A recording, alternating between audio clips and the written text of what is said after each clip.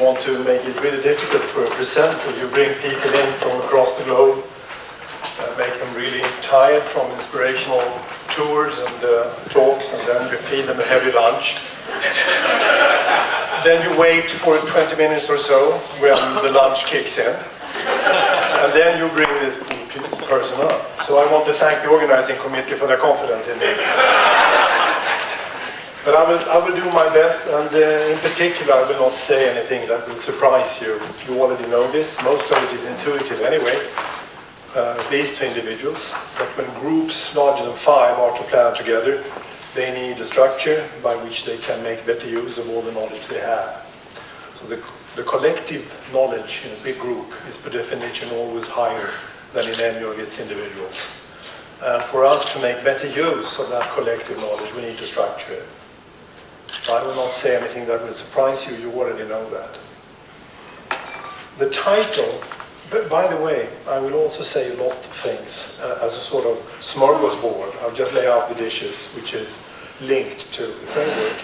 And most of the stuff that you would like to hear more of is explored scientifically. There are references to it, so just ask and I will ship you whatever you like. I also have another component to make up for a quite fast presentation or an outline of what we can offer. And that is that I have produced a little picture book for you. So I have taken notes to every slide I'm going to show. So if you like that picture book, you can get it afterwards and you don't need to take any notes. I've taken the notes for you. The title, Sustainability, More About Competence and Values, is something that is the main topic of my talk here. So many people believe that unsustainability is due to screwed up values in the population at large. Nothing could be more wrong. Furthermore, it would be extremely depressive because there would be no hope. Nothing will happen to the human constitution genetically for very, very long time periods, and we don't have that much time. Thanks God, it's also wrong. The values of people are generally wonderful, particularly when life shows harsh sides to us. Then we know what counts in life. Then it's love for our children and our near ones and all those other things that we all share.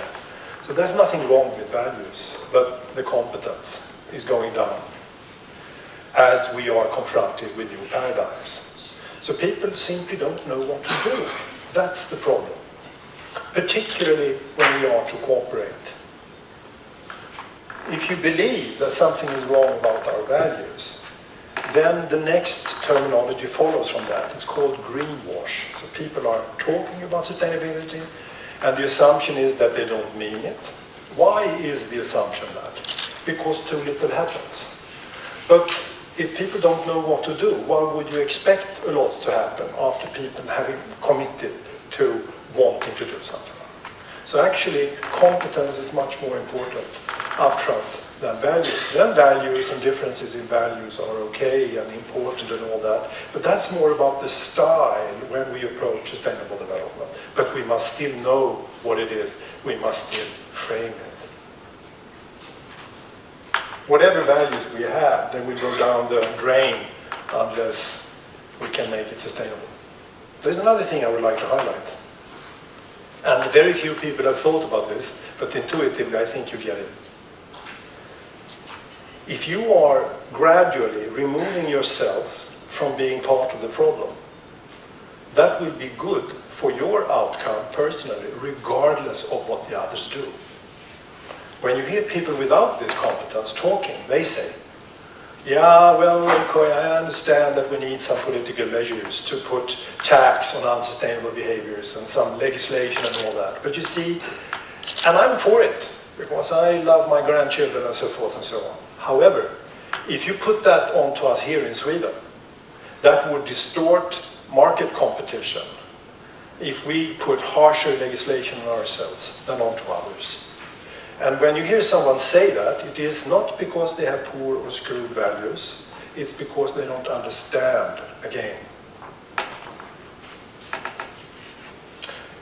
To sensitize people for this kind of presentation of a big picture and structuring it well, There are 3 questions, and only when you put them together, they are magic.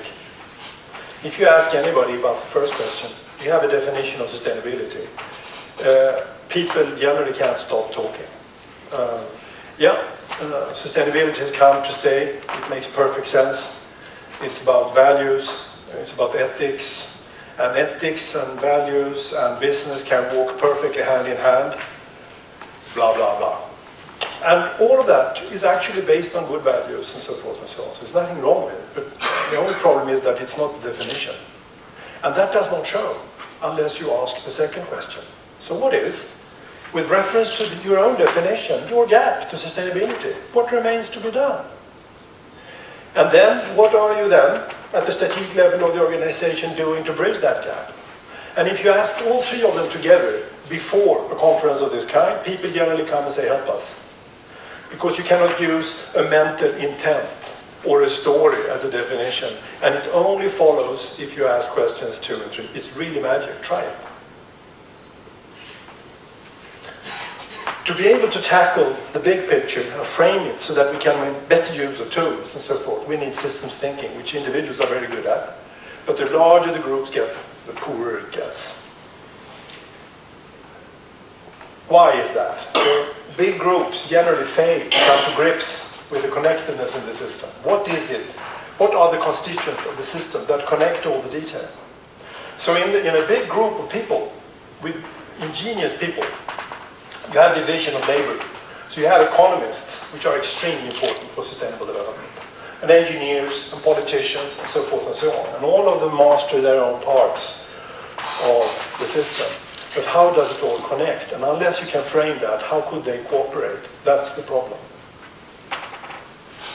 If you look at the big system and you ask individuals, I'm not talking about boardrooms with groups larger than 5 now, I'm talking about individuals. What do you think about forests? Have we at last stopped losing forests at the global level, or do you think that we may still lose a few? They generally know the answer. What about agriculture? Do you think that topsoil layers at last are getting richer and fatter and nutrients and so forth globally? Or do you think as an average that we are still losing some? They know the answers to this. So this is not the problem. Maybe there are some glitches here. This is also measured. That the interpersonal trust between people, the likelihood that I will trust someone I don't know just because I meet this person where I happen to live or whatever, that likelihood is decreasing at the global level, which is extremely scary.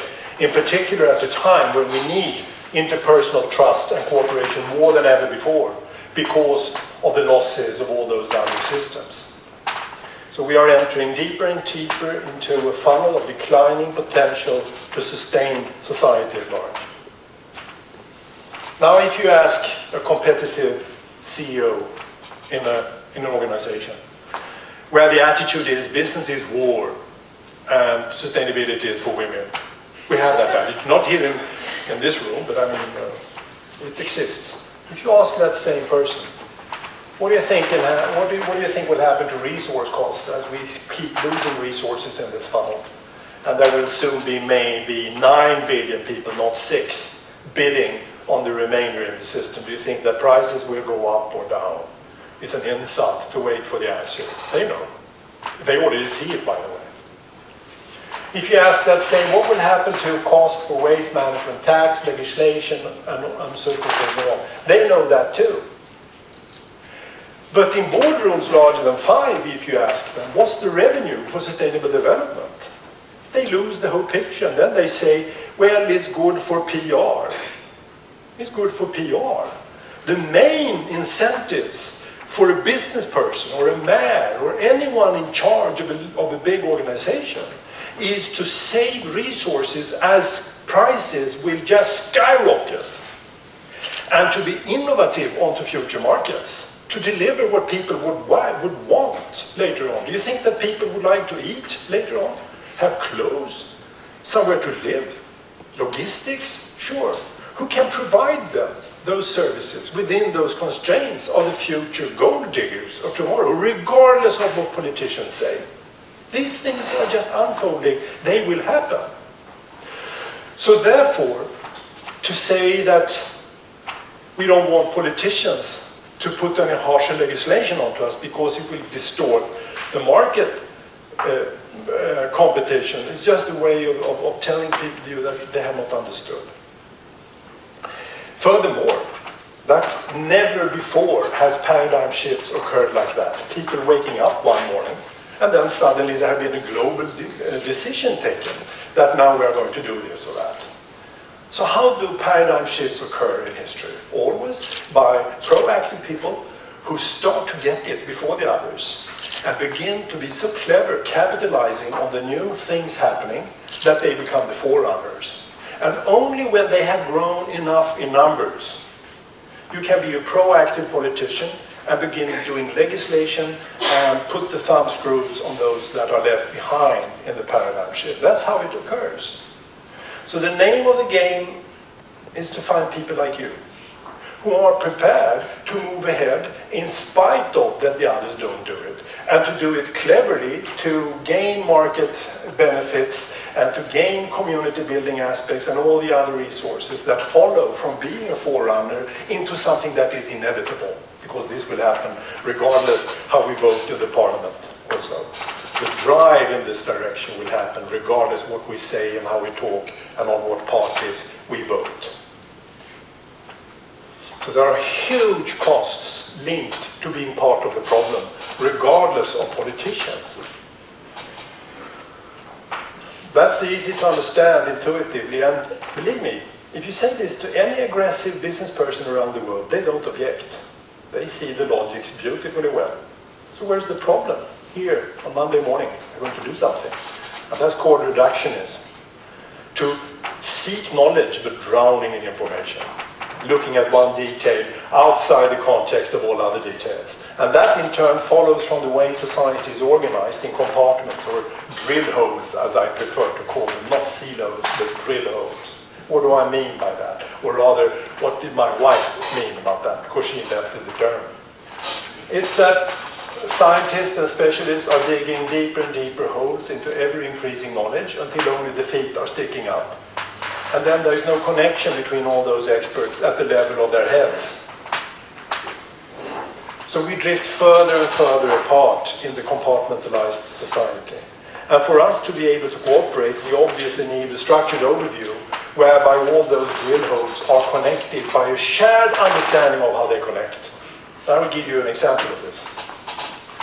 When I was heading a cancer unit at the university hospital many years ago, we tried to do that by a lecture series. So Bosse, a friend of mine, was allocated to bring all the lecturers from their drill holes together every other Wednesday to present from the front line of science in his or her drill hole. And all of those professors were scared stiff to be perceived superficial in the eyes of the others. So when they were talking from the depth of their drill hole, nobody understood what they were saying. It was extremely deep, believe me, extremely deep. Which meant that the whole exercise was completely irrelevant. So it didn't take long until all people were back in their drill holes and didn't attend these Wednesday meetings. At that same hospital, at that same time, we had an example of the opposite, where this worked beautifully. It's called clinical conference. Very easy to understand. Mrs. Anderson is going to die because she has cancer, unless we cure Mrs. Anderson. And to cure Mrs. Anderson, we need the drill holes. We need the pathologist in that drill hole because the diagnosis must be exact. And the radiologist because the distribution must be known. And then we need the radiotherapist and the surgeon and the medical doctor. And by cooperation, or through cooperation, today we cure well above 50%. And by cure, I mean cure. They live normal lives and die of something else at a high age. In more than 50%. And not one of those professional groups can cure Mrs. Anderson on their own. So they need each other. Why did it work? Because they had an exact picture of the big picture of cancer. Exactly what that disease is, the big structure of it, the challenge that you must kill that last cancer cell without killing Mrs. Anderson and without, crippling her in any other aspect as well. So you put the healthy Mrs. Anderson ahead of you. The whole system is healthy. And then you look backwards in time and ask, what can we do jointly, cooperatively, to step-by-step move in that direction, while handling the problems that will hit us on the way. So you can't have a specific plan laid out for you, but the principles must be the same, and then you can start to play the game curing cancer. Today, at this conference, the patient is the global human society dying from the deadly disease unsustainability. And to cure that patient, we need economists, engineers, politicians, and how can they cooperate unless there is a framework by which they can frame and make use of all the phenomenal knowledge they have from the depth of their drill holes. Therefore, the framework I'm going to talk about, first of all, was not invented by me. It's invented by people in drill holes. I've just been a humble secretary. Secondly, it is not there to replace or trash any of the ingenious drill holes or innovations made in any of those drill holes. It's there to make better use of all the innovations, phenomenal innovations I would like to add from the depth of the drill holes. So there's nothing wrong with the drill holes. The problem is that we have those drill holes instead of an understanding of how they connect. To that end, what we needed was a theoretical approach whereby we would try out principles, check them on empirical data, going back here when the principles did not cover the data, going back and forward, scrutinizing the principles, and that is what is still going on in an ongoing learning dialogue, to create that framework at that level where we can have a clinical conference. That we must share together. And that level of knowledge in this system is not something that we can hand over to experts. That's the perspective of the big boss.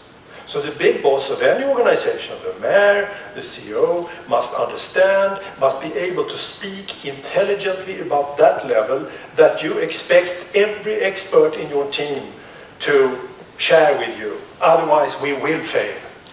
The reason is that the complexity in this system is too large, and the impacts human society is doing in the system, on the social system and the ecosystem, is too profound for us to succeed unless we know together at that principle level that makes a clinical conference possible.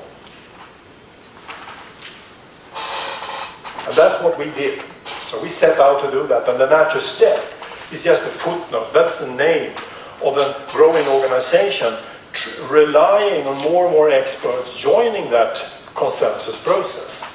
And for us to not confuse ourselves in the dialogue, we kept those levels apart from one another. They should not be confused with one another. And if you don't confuse them with one another, they can have a dialogue with one another and enforce the significance of one another. So the first is the system level. Then you define that system level enough to be able to be certain that you know how to define success. Now, only now, can you be strategic. If you don't know where you want to be, you can't by definition not be strategic. But there are more guidelines in there than knowing that, of course. And now you can foster your actions, everything you do. And now you can develop your tools to foster actions to be strategic to arrive at success in the system. And that is what the people in the clinical conference understand together. So we began with this system. We went through the thermodynamics, the conservation laws, the biogeochemical cycles, the interdependencies of species, the social system, and what we know scientifically about that, resilience, adaptivity, and so forth and so on, until we understood at that big bird's eye level why it is feasible or possible to live there at all and expect it to be sustainable. Why can't we eat sandwiches all the time and expect to get more sandwiches since we convert sandwiches to waste? How is that even possible? How can we burn fuels and expect to get more? And once we laid out that, and quite much in detail, fleshed it out more and more in consensus, we asked ourselves, how can we destroy this system? Because that's what we're doing. And then putting a knot in basic mechanisms of destruction. Beginning with that big picture. Primary mechanisms by which we destroy it. The first one is that we allow mined materials to systematically increase in concentration in the system. That's how we behave. Secondly, we allow also chemicals to systematically increase in the system. We never say that. Instead, we say PCB, DDT, dihydrogens, freons, and so forth and so on. And we send out experts having conferences on eutrophy and toxicity in otters, and so forth and so on. But the generic constitutional flaw is not on the table. The way our societies are designed. The third is that we are not only polluting it by two different mechanisms, we are removing natural systems as well, more and more. It's okay to remove natural systems. You can put a big road onto fertile land. That's not unsustainable, of course. But to put more and more roads on fertile land is, of course, unsustainable. So it's always a dynamic component to understand sustainability. And the fourth is that you can ruin the social web, the social tissue, by systematically undermining people's capacity to meet their needs, mainly by abuse of power, and there are different powers you can abuse. And if you do that, trust erodes between people, and that's the glue in the social tissue. And if people don't trust each other anymore, barbarism follows, and then it's over for the ecosystems as well. So we are fighting against time, and it's all about competence in the beginning.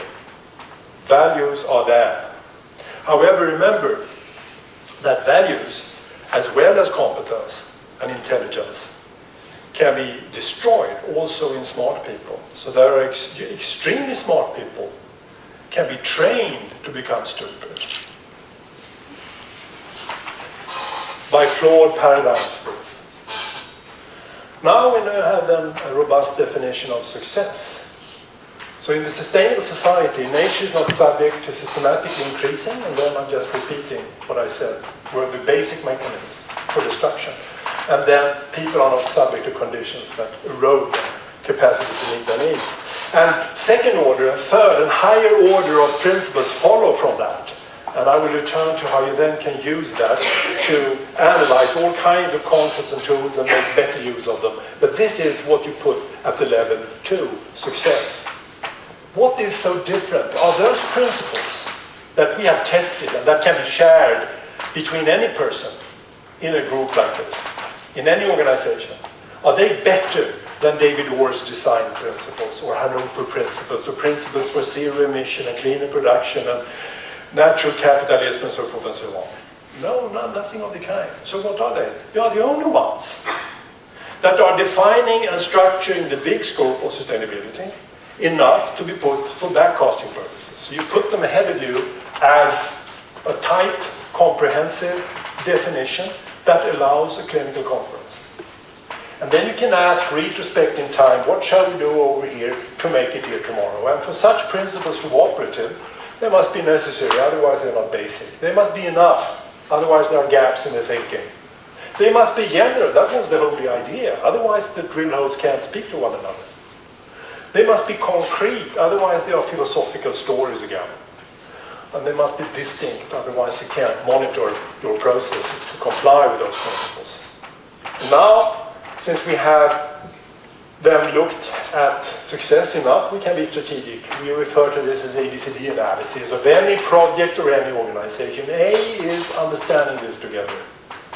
B, assess today's situation from a point of winning, using those principles, just like we do in the clinical conference. What is Mrs. Anderson's problem today with all her feelings and emotions and the situation, her symptoms, from a point of being healthy in the future? Not in relation to how she was before, but mainly how is she doing in relation to complete health in the future. And you list those aspects that are problematic in that context. Then you list possible solutions regardless of how costly they are. That's the C endeavor, a brainstorming session. And once you have a long list of possibilities regardless of costs and how feasible they are, like a family game, you just list possible solutions that are scrutinized by the principles. Now you enter the D step. You choose those aspects from this list that can bring you step by step while earning financial resources, social resources, ecological resources enough to sustain the process. And it's amazing to see how big groups being informed by that framework, become smart together instead of talking about values all the time and blaming one another, actually co-creating solutions. And it's only at the very end of those endeavors where they are to choose between one possible smart, intelligent, early move and another that the values are brought to play. And that's fine. That's what we should do. But to start talking about values until the big picture is outlined and until the understanding is shared in the group, basing polarities on misunderstandings and poor knowledge, that is devastating. So each large investment are scrutinized by those questions. Will this take us in the right direction? Is it flexible to more things on the C list to be added later on? And will the return on investment be good enough to sustain the process? Otherwise you go bankrupt and then you have not helped anybody. And then, if you play this right, you can allow your competitors to go bankrupt instead, having bad luck confronted with the walls of the fund. Now down to action. We tried this in the business community first. So we were lucky working with IKEA in the early days, and then a whole series of companies where top management showed us that the framework, outlined as it was generic enough, though they helped us to refine it even more and make it even more understandable. So the framework underwent many revisions, becoming more and more precise and less difficult to misunderstand. We tested it on a number of sectors and it worked again. You can put agriculture in Sweden or Bangladesh and doing the same analysis. And indeed we have. Now comes the point for a conference on municipalities. Since any player, this miner, that factory, the transport organization, the construction organization, and so forth and so on, can apply the same framework, we have the clinical conference. So this actor can now make a B list of problems, a C list of possibilities, a D list of early smart chess moves that will bring this organization in the right direction while earning money. And since they all can, they can compare notes. And then you have the clinical conference. Now they can make business, merging forces over solutions and so forth to help each other. And again, when you sensitize people across communities, I would advocate the 3 magic questions. This is where they come in particularly handy. To sensitize people before workshops with those 3 questions. And generally they then want help and they are sensitized to what you bring.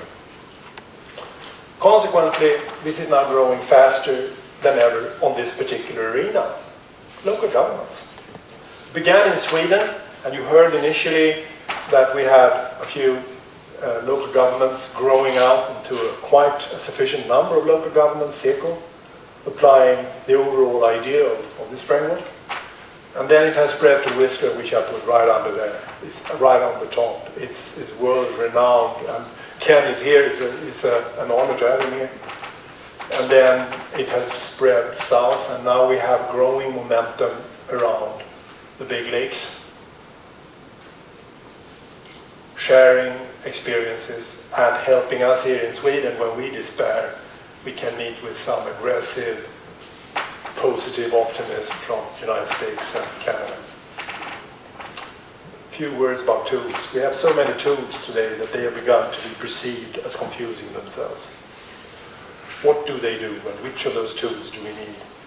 I was invited by UNEP to Paris in the year 2000, I think, to lead the work with the pioneers of those tools, just to assess what they did and in particular what they did not do. And the approach was, again, the same.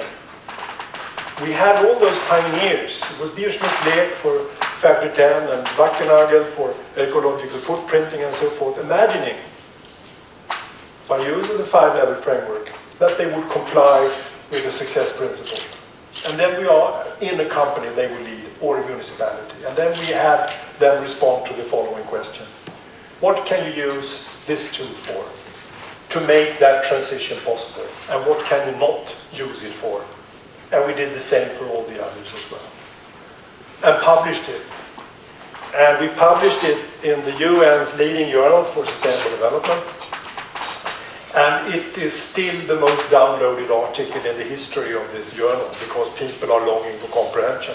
And the conclusions were that we have many good tools and concepts with their respective strengths and gaps. But I'm not talking about the tool now. I'm talking about having a big, unified framework that can make better use of tools by showing what they can be used for. When do you do that selection? When you have your C list, your wish list, your laundry list of what you want to do.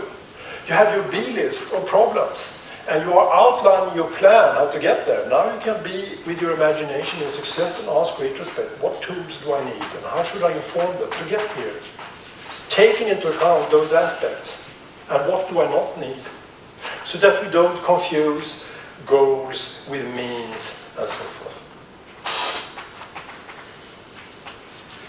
Will business jeopardize this is a question I should ask, and I just would like to return to it. Not at all, not if they get it. This is what Leif Johansson, head of Volvo, said just a few months ago, publicly in Sweden. He was a few years ago, or many years ago, leading Electrolux. And he said it was not until at least 10 years later we understood how many billions we had earned by using the United States framework in our investments. So they had good luck all the time, whereas the competitors hit the walls of the funnel all the time. This is a more American way of saying the same thing. This is the founder of Interface, the leading manufacturer of flooring. As we climb Mount Sustainability with those 4 principles at the top, we're doing better than ever on bottom line business. Not at the cost of social and ecological assistance, but at the cost of our competitors who still haven't got it. And then this is the chairman of Roman Haas, one of the leading chemical companies in the world, that have now promised in a press release that we're not only going to comply with those principles completely, becoming completely carbon neutral and all the rest of the stuff, which is mind-blowing for a chemical company to say, but we're going to help the world at large do the same. Watch us, that kind of American attitude as well. A few words about the not so obvious. If you know how to define that state, not in a babbly fashion, but in a concrete, precise way, then you can begin with the resource potential. You can begin with physics instead of previous practices and previous constraints of the technologies we have. The technologies and the efficiency of current technologies and machinery and so forth is so lousy that it's unimaginable. But instead, if you have robust principles, you can begin with physics. What is the resource potential of this system? And it's huge, which is very, very sort of rewarding. And that's a happy thought if you see that the world has a potential which is huge for certain flows and minimal or non-existing for others. And then you can start to step by step adjust accordingly. Another is that this is the only strategy by which you can sort out trade-offs in multidimensional problems. If something is good for something, you can bet that it is bad for something else. And very often the dimensions of those are different.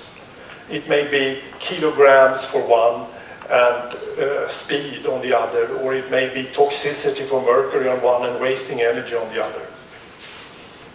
How can you then choose? If you ask scientists to choose, they generally do. And they come up with different directions. One say do this because the benefits outweigh the bad stuff. And the other group of scientists say the opposite. And in science, we are not trained to always be true. So both scientific groups generally finish their papers by saying, but how it really is, future science must deal with. And when they write that last sentence, they don't have a clue what kind of science they are referring to, because if you have different dimensions, you don't have the answer. So how do you sort it out? Strategically.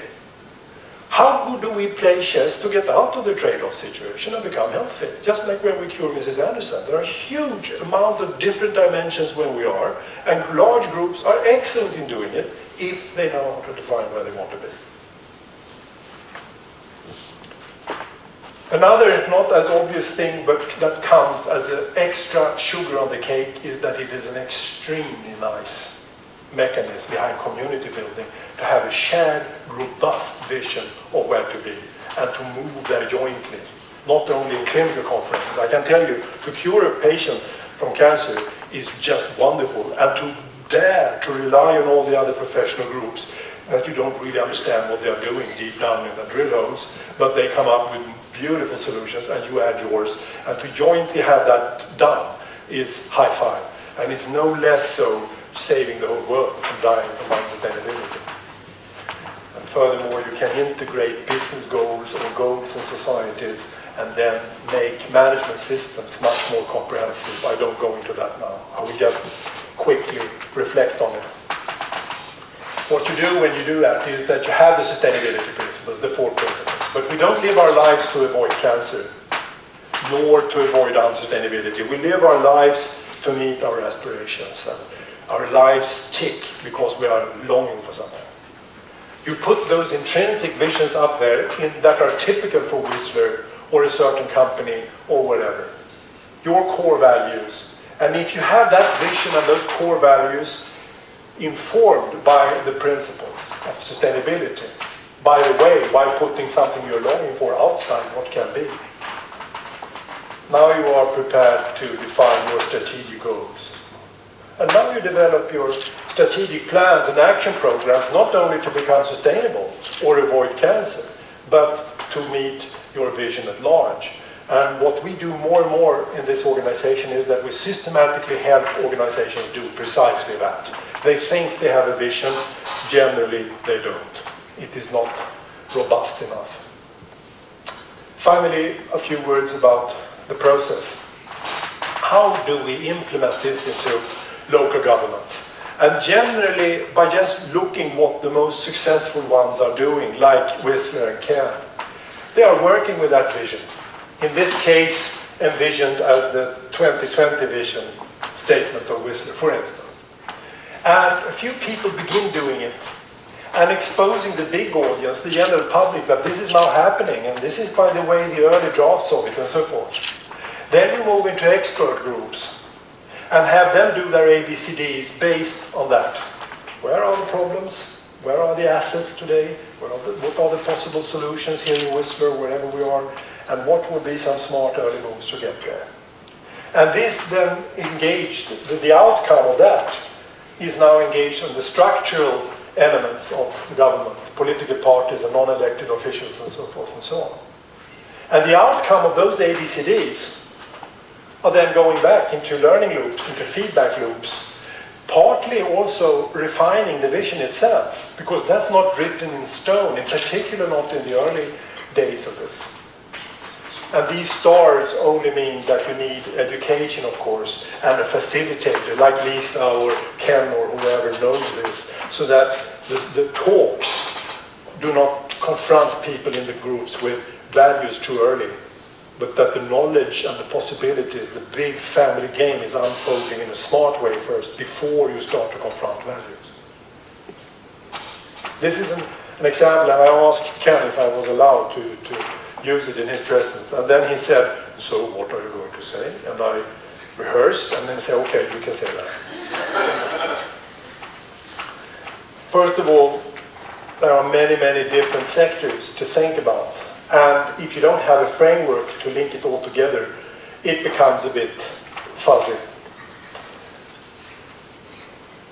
Do you recognize this? And that picture comes from Ken's presentation as well. He's also aware of all the tools, and many of them are good, but how do you make better use of them? Again, by use of the unified framework.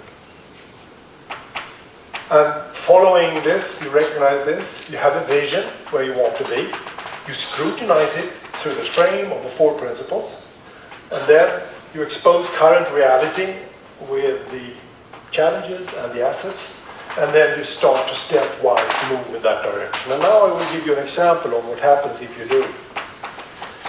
This is, as you know, the region, the municipality where they will have the next Winter Olympics. And they got a proposal from the local utility company to bring a pipeline for natural gas all the way up to Whistler. Why? Because natural gas emits less carbon per energy utility than fossil fuels of other types do, petroleum for instance. So they said that's a good step in the right direction. And then the political establishment says, but wait a minute, in the future we don't have natural gas because it inherently violates that first principle. So even if it's moving a bit in the right direction, it cannot take us all the way. So why would we then spend so much money on that pipeline that we would in fact be married to the idea of natural gas?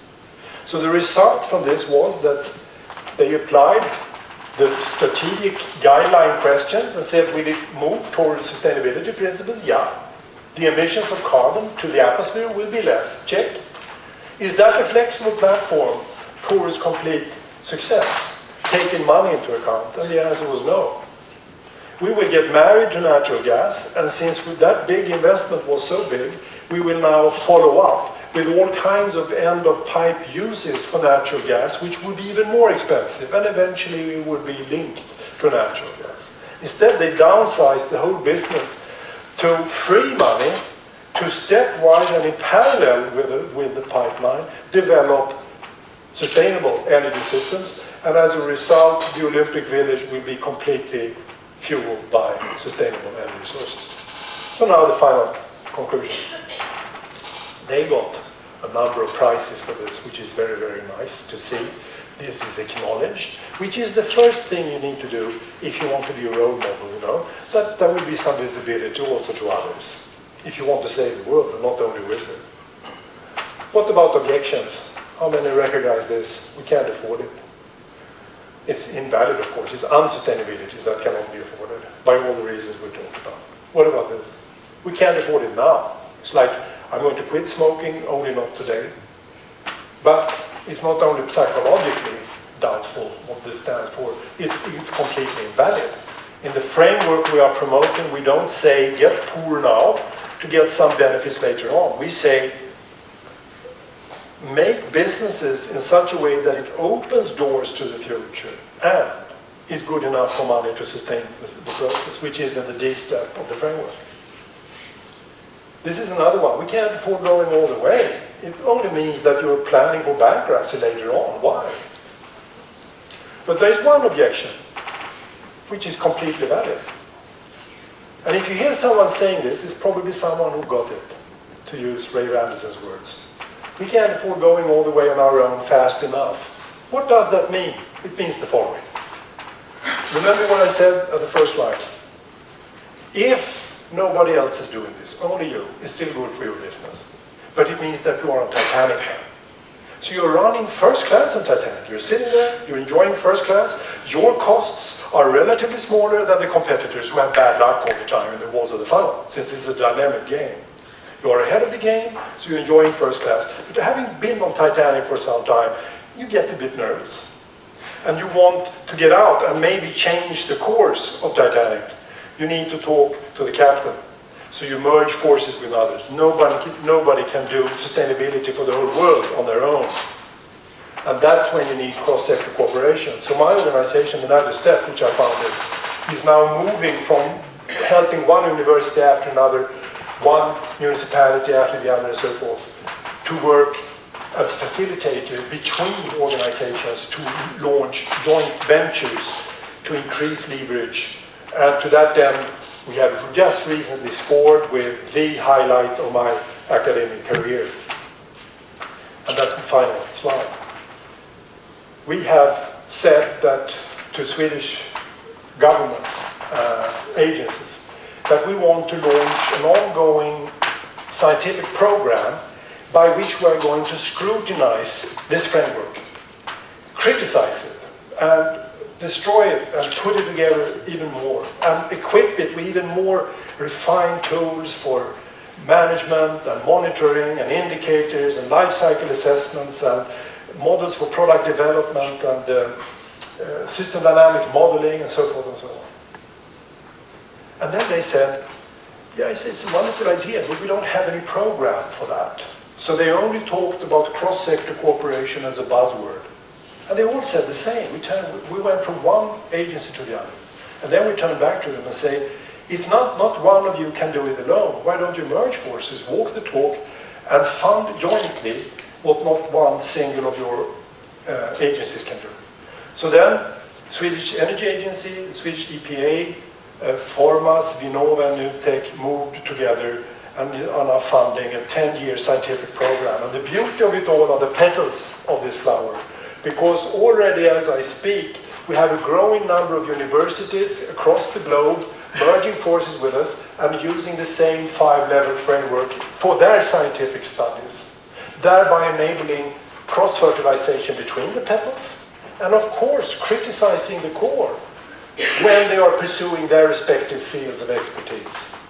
Anything from saving the local governments around the River Rhine from flooded systems and climate change, together with Nijmegen University, to scrutinizing the term eco-efficiency such at Åbo University, or developing biofuels from algae in Australia. So the conclusions? Again, this is more about competence than values. If I fail to make that point, that's a miserable outcome of this presentation. The leaders own the problem. They must understand on that level the challenges and the opportunities and stop saying that tougher legislation will distort competition and that kind of babbling. Experts like myself are amateurs on leading big complex systems such as municipalities in the big complex system of the biosphere. So the leaders must know that themselves. Laying out the big general plan and then asking the right questions to experts. Today they instead, some leader likes nuclear power. They like it because they've always liked it. They've been in the sauna talking to their peers. Yes, that's really good technology and so forth, so they like it. Others only like biofuels and not nuclear power. And each of them can find their respective expert who justify that they are right. Which is a way of abusing science and is a way of abusing leadership.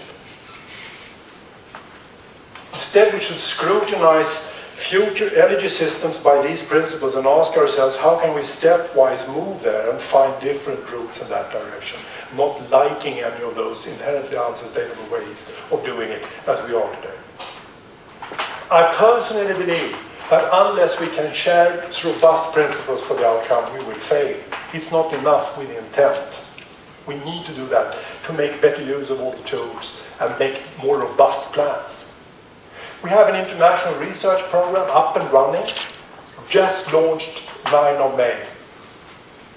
And what the world needs today more than anything are role models doing it. If I would give you any advice at all, because most of you in this room are experts more than I am on what you are doing in concrete terms, it would be 2 things.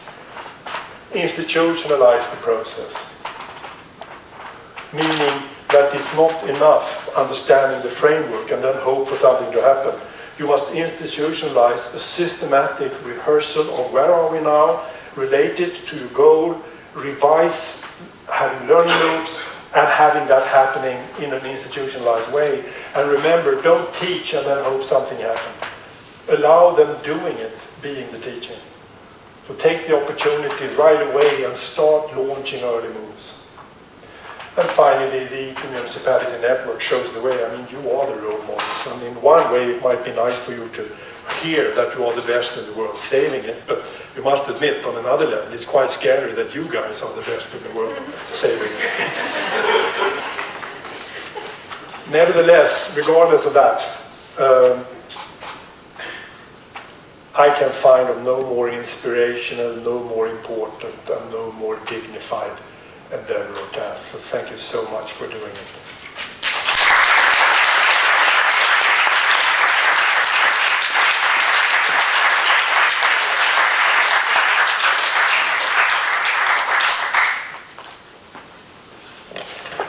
Thank you very much, Kalle. I just want to say yes.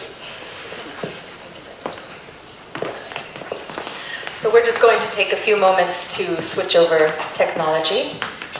And we will take questions after Torbjörn's talk from Karl Henrik and Torbjörn.